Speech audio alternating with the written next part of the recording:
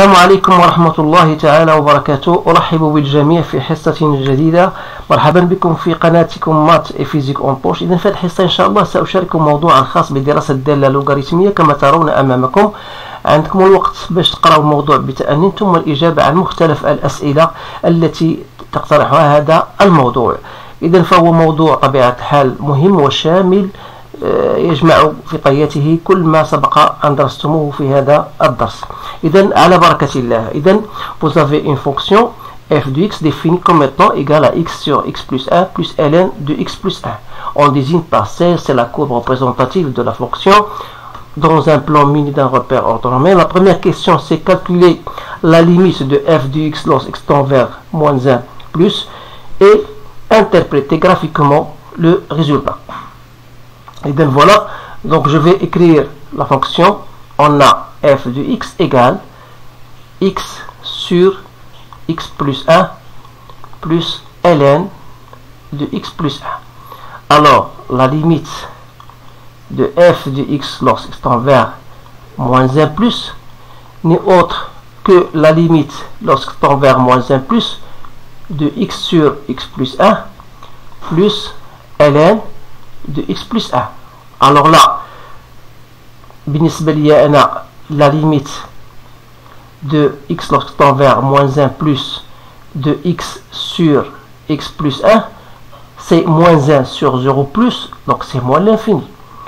La limite de x plus 1 de ln de x plus 1 lorsque tend vers moins 1 plus, vous pouvez poser x plus 1 comme étant égal à t, et lorsque t, bien sûr, lorsque x tend vers moins 1 plus, alors t tend vers 0 plus, et ln de 0 plus, c'est moins l'infini, et par conséquent, je peux dire que la limite de f de x lorsque x tend vers moins 1 plus égale à moins l'infini. Alors, l'interprétation géométrique, c'est que c de f, donc il admet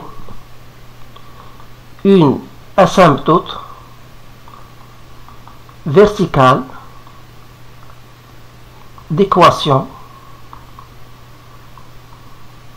x égale à moins 1. أو بعبارة أخرى نقول بأن المنحنى يقبل مقاربا عموديا معادلته x égale à moins 1. إذن السؤال الموالي calculer la limite de f de x عندما تؤول x إلى plus l'infini.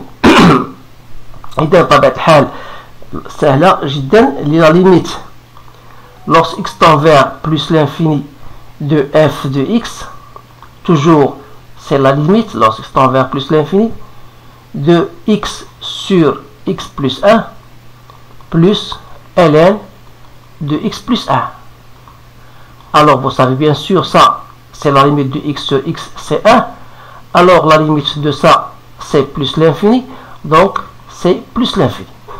Alors limite cette fois-ci de f de x sur x lorsque x tend vers plus l'infini, ça sera la limite lorsque x tend vers plus l'infini de 1 sur x plus 1 plus ln de x plus 1 que je dois diviser par x. Alors là, ça ne cause aucun problème parce que la limite c'est 0.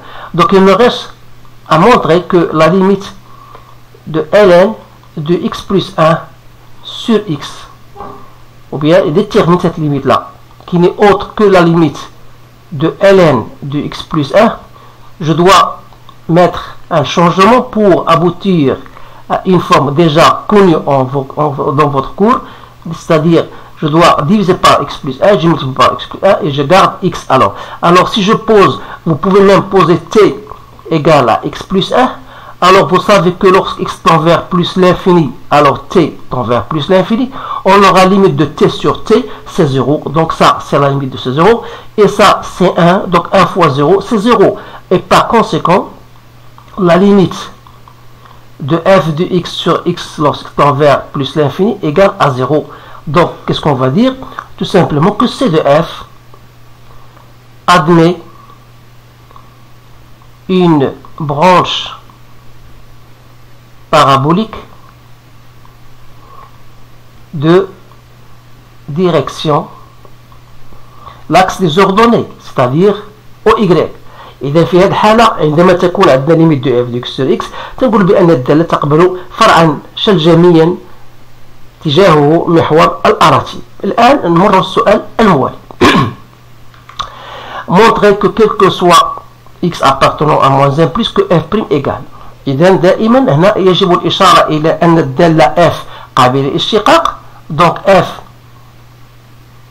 étant une fonction dérivable sur moins 1 plus l'infini. Pourquoi? Parce qu'il est composé, si vous voulez, car مكونة de deux fonctions.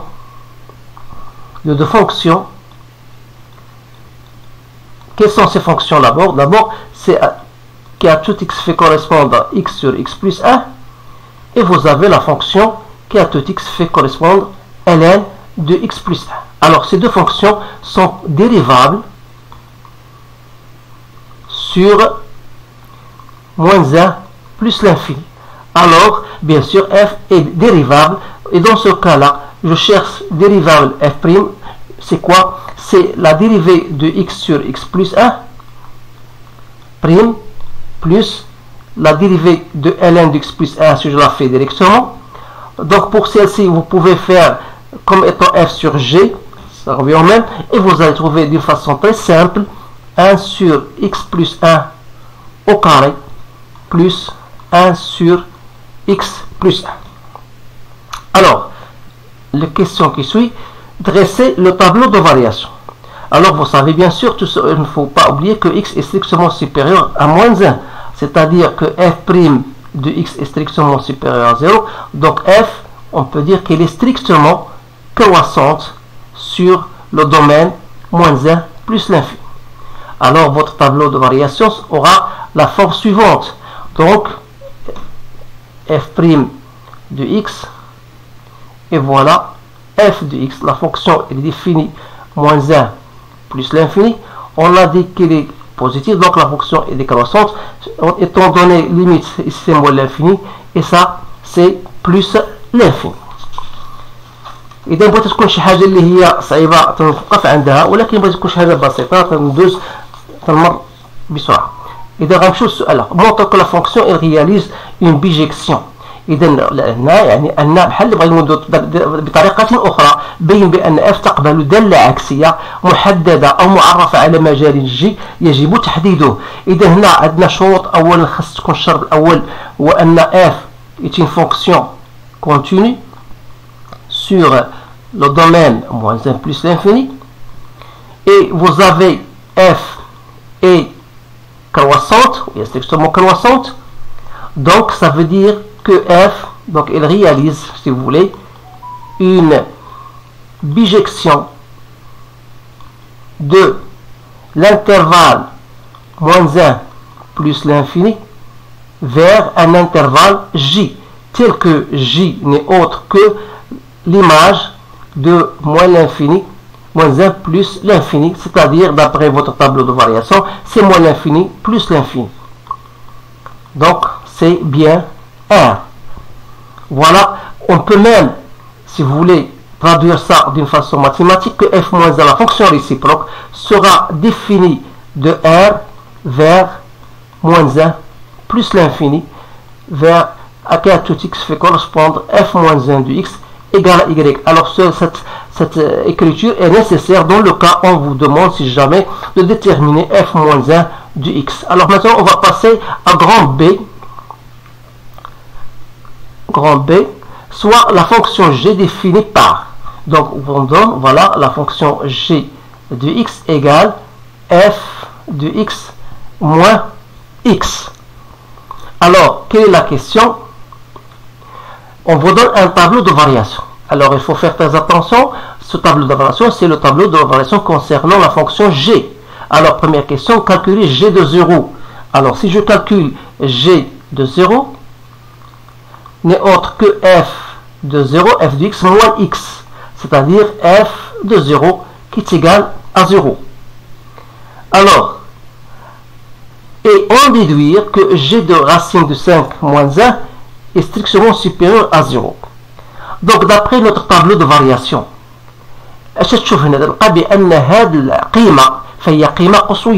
c'est-à-dire je peux l'écrire que que racine de 5 moins 1 sur 2 est une valeur maximale. أي قيمة قصوية. Donc, c'est-à-dire que racine de 5, vous le savez déjà, si je le compare à 0, c'est bien supérieur à 0. Alors, comme notre fonction est strictement croissante, alors je peux dire que f, ou plutôt g, ça c'est la fonction g, pardon, que la fonction g sur l'intervalle, bien sûr, de moins l'infini à racine de 5 moins 5, c'est-à-dire comme g est croissante de l'intervalle moins 5, donc sur moins 1, racine de 5 moins 1 sur 2. Voilà, elle est bien croissante. Donc si elle est croissante, et comme vous savez que 0, elle est bien sûr inférieure à racine de 5 moins 1. C'est-à-dire on aura dans ce cas g de racine de 5 moins 1 sur 2 est supérieur bien sûr à g de 0 qui est égal à 0. Alors voilà notre réponse à cette question. Je pense qu'elle est bien comprise. Donc maintenant je passe à l'autre question parce que cela va être nécessaire à la suite de notre étude. يعني هذه المسألة هذه مهمة لأن هذا السؤال هذا سنستعمله في الأسئلة الموالية. الآن غنمروا montre que f de x égale à x عندها exactement deux solutions. إذن عندنا f de x, pardon, f de x égale à x, c'est-à-dire que f de x moins x égale à 0, c'est-à-dire que g de x égale à 0. إذا باش نبينوا بأن هذه العظمة de solution هذا يحيلنا إلى مبرهنة القيم الوسطية أو الوسيطية. إذا نعرف بأن sur l'intervalle racine de 5 moins 1 sur 2 plus l'infini, vous avez une fonction qui est g, qui est décroissante et continue. Alors, et si je cherche l'image de racine de 5 moins 1 sur 2 plus l'infini d'après notre tableau de variation, c'était bien égal à moins l'infini g de racine de 5 moins 1 sur 2. Voilà. Et comme 0 appartient à cet intervalle, c'est-à-dire moins l'infini g de racine de 5 moins 1 sur 2, alors je peux dire g de racine de 5 moins 1 sur 2 est supérieur à 0. وبالتالي, ça veut dire qu'il existe un certain alpha qui appartient à racine de 5 moins 1 sur 2 plus l'infini, tel que g de alpha égale à 0. Là, on a bien montré, la première solution d'abord, c'est 0 parce qu'on a déjà montré que g de 0 égale à 0. Voilà la première solution. Et la deuxième solution, c'est alpha. Donc, il suffit maintenant de vérifier que alpha est bien comprise entre 1,5 et 1,6. Alors là, il suffit tout simplement d'utiliser votre calculatrice pour montrer cela. C'est-à-dire, il faut chercher g de 1,5 qui est égal à f de 1,5 moins 1,5 et vous allez chercher g de 1,6 qui est égal à 1 de 1,6 moins 1,6 et vous allez vous assurer que g de 1,5 fois g de 1,6 est bien négatif, ce qui prouve que alpha est bien compris entre 1,5 et 1,6. Voilà. On va passer à notre question D. étudier la position relative, يعني الوضع النسبي بالنسبة للمستقيم ديال المعادلة y égale x. ماذا يعني الوضع النسبي؟ يعني غادي تقول لنا واش لا كورب ديال لا فونكسيون جي ديال اف عفوا واش غتكون فوق الدلتا أو تحت الدلتا. إذا بالنسبة لنا هنا دائما قلنا بأن f de x moins x égale à g de x. Alors, qu'est-ce qu'il faut faire pour étudier la position de f par rapport à x? Il faut étudier le signe de g de x. Alors, d'après ce que nous avons vu, g de x est supérieur à 0. Ça veut dire quoi? Ça veut dire que x appartient à 0 alpha. Et g de x est strictement négatif. Ça veut dire quoi? Ça veut dire que x appartient à moins 1, 0, union alpha plus l'infini. Et dans ce cas-là, la première cas, c'est-à-dire que g de x est positif, ça veut dire que c de f de x akbar min x, ça veut dire que c de f هتكون أكبر أو تساوي الدلتا. هنا c de f au-dessus de delta. Voilà la position relative de la courbe. خصكم نعطيوها أهمية كثيرة لأن هذا السؤال دائما يطرح في الامتحان. دونك عطاونا واحد لانكس، يعني واحد الروبير أورتونومي، وقال لنا نرسموا فيه، عطاونا لو بوان الفا وقال تراسي la droite delta et la courbe dans cet annexe. Bien sûr, ensuite on va tracer la courbe réciproque f-1 dans ce même repère. Alors j'ai déjà préparé cette solution là. Donc voilà, je vais vous montrer la courbe représentative. Donc je vous dis tout simplement qu'est-ce qu'il faut faire, parce que d'après la position relative, pour x, voilà, on vous donne alpha, voilà le point alpha, voilà alpha. Et donc entre 0 et alpha, on a dit que la courbe sera au-dessus de delta. Alors entre moins 1, voilà moins 1, vous avez ici une asymptote. Voilà, ça c'est une asymptote verticale. Donc voilà l'asymptote x égale à moins 1. Et donc f de 0 égale à 0. Voilà. Et ici entre 0 et alpha, voilà le point alpha. Entre 0 et alpha, on a c de f, l'axe d'équation de delta. ولكن من alpha plus l'infini أو من moins 1 حتى 0 تلاحظوا بأن المنحنى تحت المستقيم دي المعادلة y égale x. إذن voilà, j'ai bien tracé la droite delta d'équation y égale à x. Ce qui est en rouge, c'est la représentation de la courbe CF.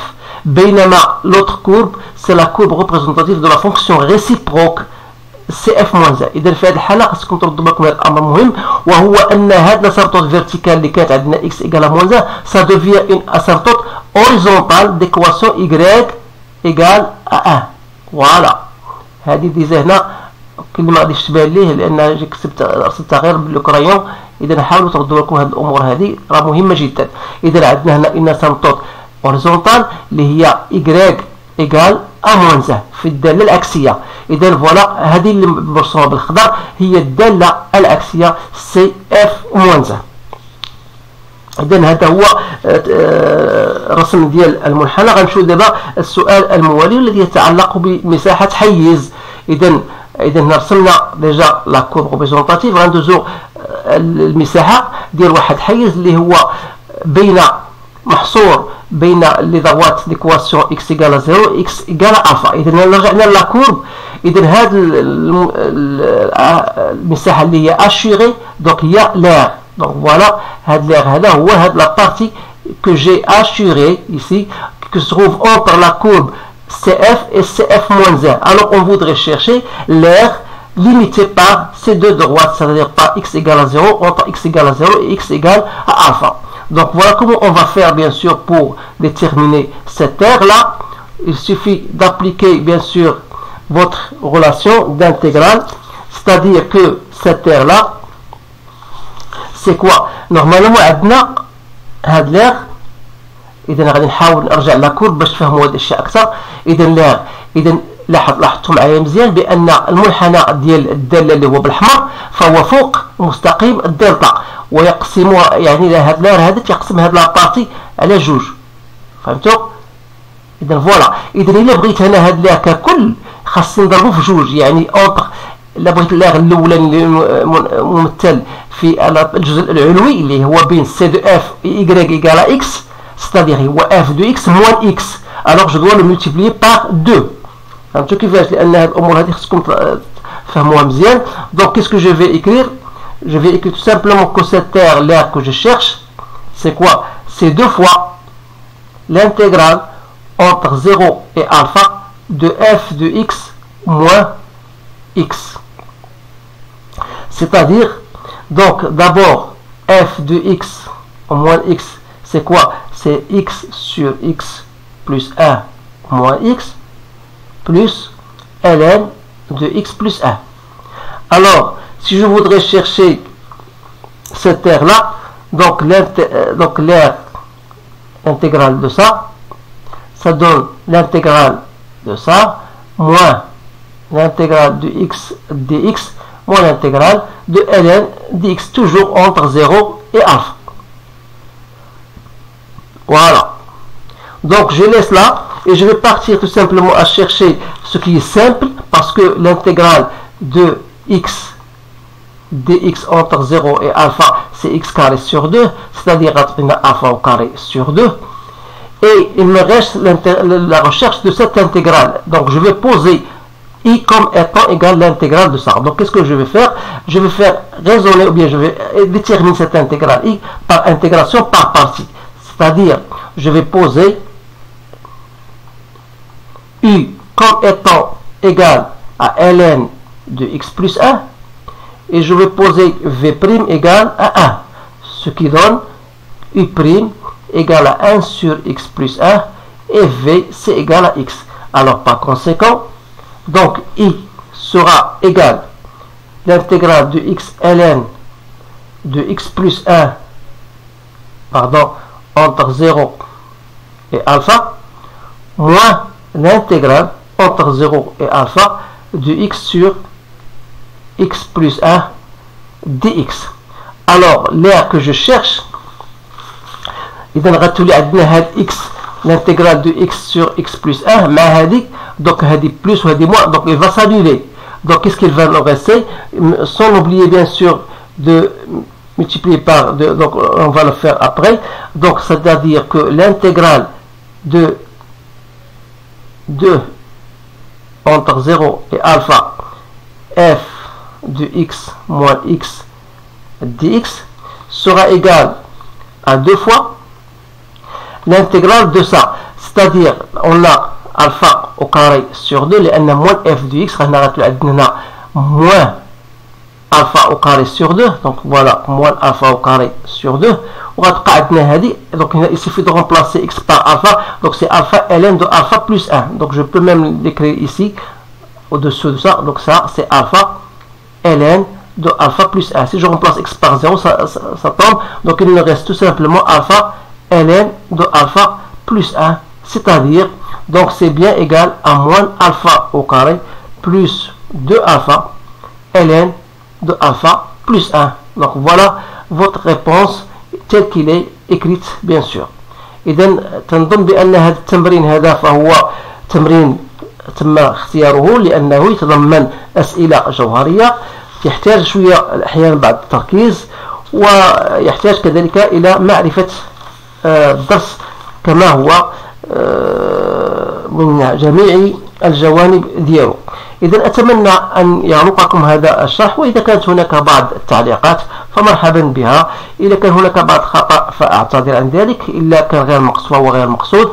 إذا تنظر بأن الجواب ليس عندي جواب جاهز، دائما أختار لكم مواضيع التي أختارها بدوري من خلال تصفح لبعض الامتحانات التي عندي في الأرشيف ديالي محتفظ بها، أو تعود إلى امتحانات وطنية ديال البكالوريا لبعض الدول الشقيقة.